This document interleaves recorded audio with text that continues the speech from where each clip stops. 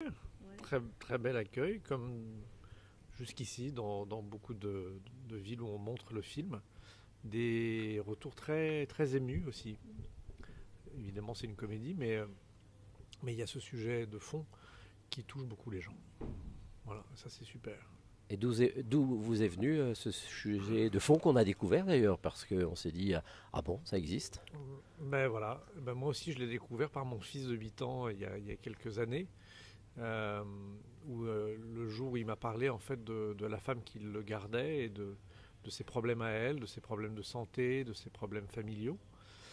Et je me suis dit, tiens, c'est étrange que ce gamin de 8 ans connaisse plus sur sa vie intime que moi. Donc ça m'a en fait ouvert les yeux, je dirais, sur ce sujet, sur leur métier.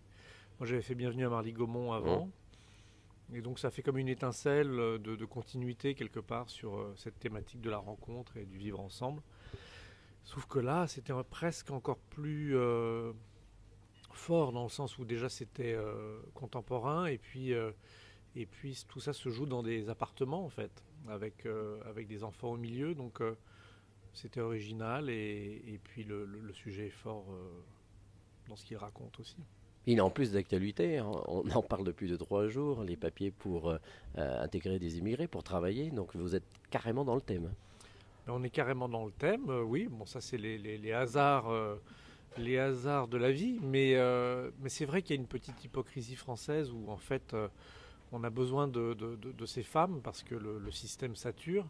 On n'a plus les moyens en fait d'embaucher ou de bien travailler dans le milieu de la petite enfance, donc on fait appel à des gens d'extérieur et on leur met des bâtons dans les roues, alors qu'on en a foncièrement besoin. Donc c'est super si le film peut résonner avec cette actualité et si surtout le système change et devient mieux encadré pour elle. Est-ce que vous ne croyez pas aussi que c'est quand même une situation très parisienne, ou en tout cas très giga urbaine, car finalement à Dijon, je pense qu'on n'a pas trop ce genre de situation. Il y a certainement des personnes exploitées, mais pas à ce point. En fait, alors, il y a le milieu de la petite enfance, de la garde d'enfants. J'ai lu il n'y a pas longtemps, alors certes que c'était un problème parisien qui touchait maintenant l'Île-de-France et qui est en train de se répandre doucement dans les villes moyennes françaises, mais parce que le système sature comme dans tous les services publics en fait. Donc, euh, donc on va avoir besoin de ces femmes.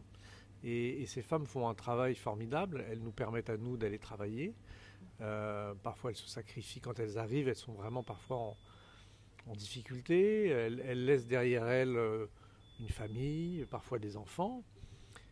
Donc c'est vrai que... Et en plus, elles font un travail d'éducation. Enfin, en tout cas, il y a pas mal de parents qui travaillent beaucoup, qui laissent leur enfant à ces femmes et qui passent presque plus de temps dans la semaine qu'eux-mêmes. Donc il est temps quand même de reconnaître leur travail et leur appui sur l'organisation presque de notre société.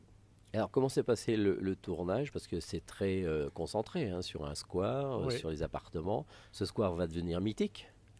Alors il est déjà devenu mythique parce qu'il a été rebaptisé le square Jean-Claude Carrière, Ah oui. ouais, qui habitait dans le quartier.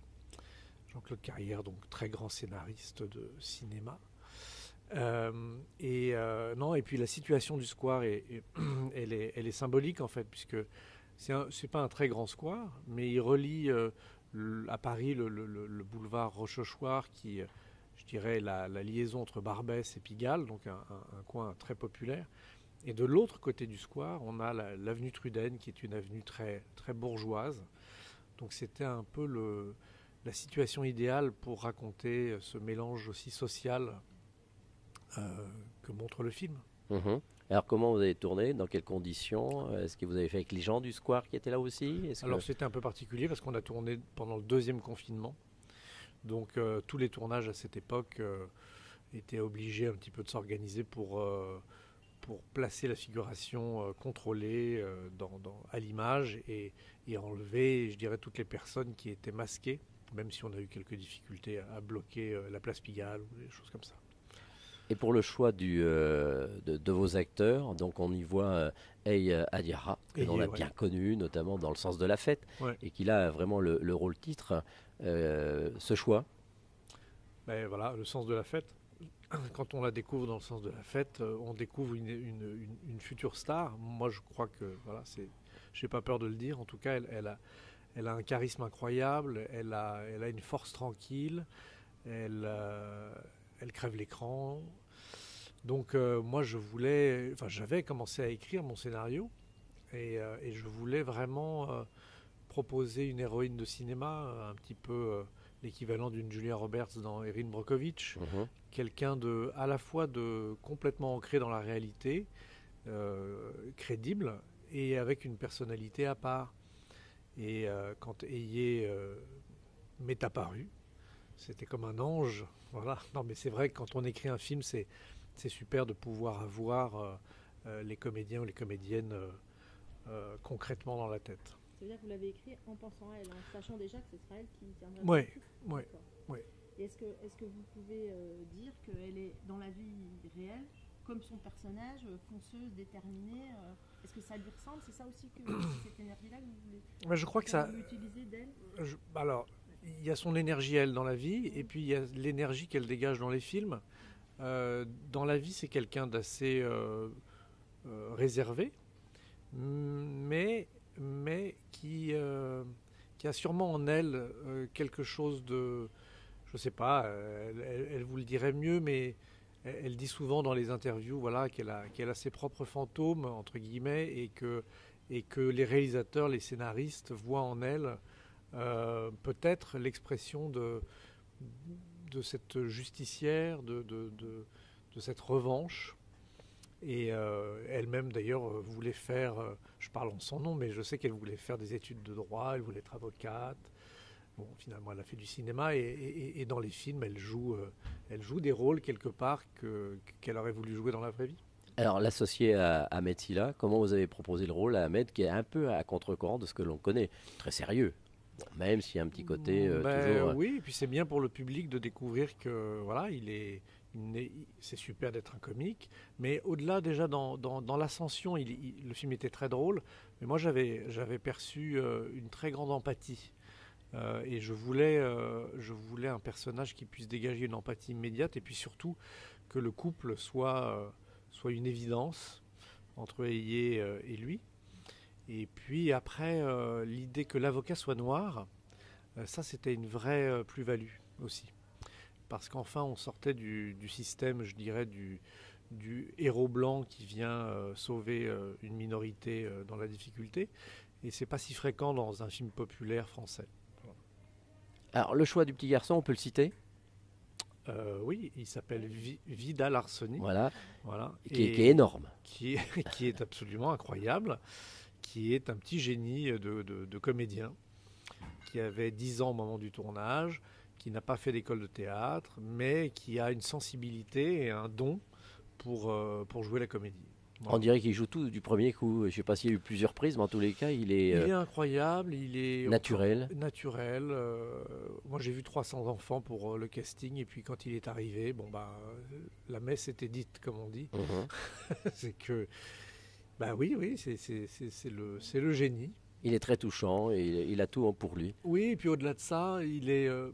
moi, j'avais une inspiration, plus le 9e arrondissement, c'est un peu le quartier de François Truffaut, des 400 coups. Et je crois qu'on n'a jamais mieux filmé les enfants que lui. Et je voulais un enfant vraiment avec qui on pouvait se connecter, presque rentrer dans sa tête et dans ses pensées, être à son niveau. Et Vidal, il a ça, c'est-à-dire qu'il a une maturité chez l'enfant et qui est visible à l'image. Donc ça, c'est très beau. Et puis surtout, c'est très beau parce que le personnage de l'enfant, nous les adultes, il nous fait réfléchir parce qu'il est pur, il est naïf. Et dans ses réflexions, il nous confronte à nos paradoxes. C'est-à-dire qu'il y a plein de moments où il pose des questions à cette femme, à Angèle, mais pourquoi tu n'as pas le droit d'être là puisque tu travailles? Des choses très simples. Et on n'a pas les réponses. Voilà. Et je trouvais ça intéressant que ça vienne de l'enfant. Et on va rajouter, Léa Drucker, donc le casting que vous connaissez très bien, avec qui vous avez déjà tourné. Je crois que je la connais un petit peu. Et non, mais Léa, ce personnage d'Hélène, il est fondamental aussi parce que c'est un peu le spectateur, c'est un peu l'inconscience du spectateur, même si tous les spectateurs ne sont pas inconscients, mais elle est, voilà, c'est un peu l'image classique entre guillemets de la femme qui est lancée dans sa carrière professionnelle, qui vit aussi des difficultés familiales et qui fait pas forcément attention. Et ce film, en fait, foncièrement, il parle de ça. Il parle de l'attention qu'on doit porter à ces femmes, alors qu'elles-mêmes portent une très grande attention à nos enfants. Ce serait bien que la balance s'équilibre. Oui, enfin, on la sent aussi, je trouve, dans le film, ne pas porter une très grande attention à ses enfants non plus. On voit non, elle est un peu paumée. Oui, mais comme bien sûr, mais comme pas mal de monde dans la course professionnelle. Et puis c'est pas qu'elle se comporte mal volontairement, c'est des errements. Et ce que je trouve beau, c'est qu'on est tous à un moment donné dans nos vies, on passe par des moments comme ça. Et puis voilà, il y a une prise de conscience, soudainement, elle ouvre les yeux grâce à son fils et grâce au personnage d'Angèle. Et il fallait vraiment une comédienne qui soit très subtile et juste pour pouvoir jouer ce rôle-là, et elle le fait très bien. Et est-ce que vous et les acteurs et actrices ont rencontré des nounous pour écrire le rôle et après pour se préparer à ce rôle-là, ou est-ce que c'était vraiment... Je dirais que les acteurs, enfin les actrices en tout cas, avaient... il se trouve que Aïe, elle a un petit garçon, elle a pas mal fréquenté aussi tout ce qui est... square et club, entre guillemets. Donc elle les a fréquentés, elle les a entendus parler souvent, se raconter des choses entre elles. Donc elle connaît ce monde-là. Moi, j'ai évidemment rencontré aussi une femme qui faisait un petit peu ce qu'Angèle fait dans le film de façon filoute, d'aller conseiller en fait les femmes dans les squares. Donc elle a pu me raconter aussi pas mal d'expériences difficiles que connaissent ces femmes. Voilà. Il va y avoir des situations vraiment critiques en fait. Oui, mais le film raconte, c'est aussi un éclairage sur la position dominante en fait occidentale vis-à-vis de ces femmes. Et ce qui est un peu agaçant, c'est qu'au cœur de tout ça, il y a aussi des enfants, nos propres enfants. Donc voilà, c'est bien si on arrive à éclairer un tout petit peu les consciences sur ce monde-là. Les Femmes du Square sort le 16 novembre. Oui, on est dans une période de cinéma compliquée, mais apparemment ça redémarre. La ministre de la Culture en a parlé il y a 2 jours. 14 millions de spectateurs depuis le début de l'année. C'est pas mal. Donc le cinéma français redémarre. Vous en pensez quoi? Voilà, moi je peux vous en parler 2 heures de ça. Moi je suis très optimiste. Parce que je pense que... On en parle tous les jours, donc maintenant j'ai plein d'arguments. Non, mais c'est vrai, le cinéma, d'abord c'est le seul endroit, je crois, où on peut vraiment s'évader. C'est-à-dire que dans mon canapé avec mon téléphone, je peux regarder 2000 séries, je serai toujours dans mon canapé. Au cinéma, on éteint la lumière et on part ailleurs. Et on vit une autre vie. Donc ça c'est le premier point. L'autre point aussi très positif par rapport... tout le monde parle de séries, mais la série n'a jamais de fin, quelque part. Moi, ce que j'aime dans les films, c'est que ça a une fin.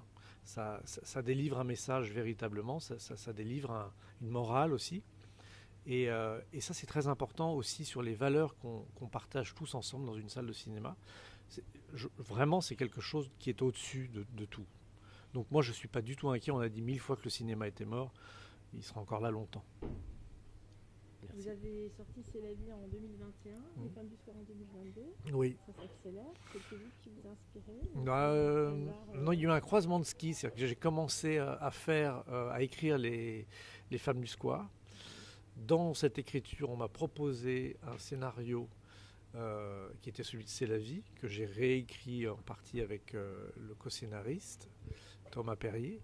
Et puis voilà, donc c'était une opportunité. Comme on sait que les écritures de films et les projets de films peuvent être très longs, j'ai saisi cette opportunité. Et puis après, j'ai pu reprendre le scénario. Et voilà. Mais le Covid a fait aussi que C'est la vie a été décalé près d'1 an et demi. Donc là, on a l'impression que ça s'est accéléré pour moi, mais pas véritablement. Eh bien, merci. Bien, merci. Voilà, merci.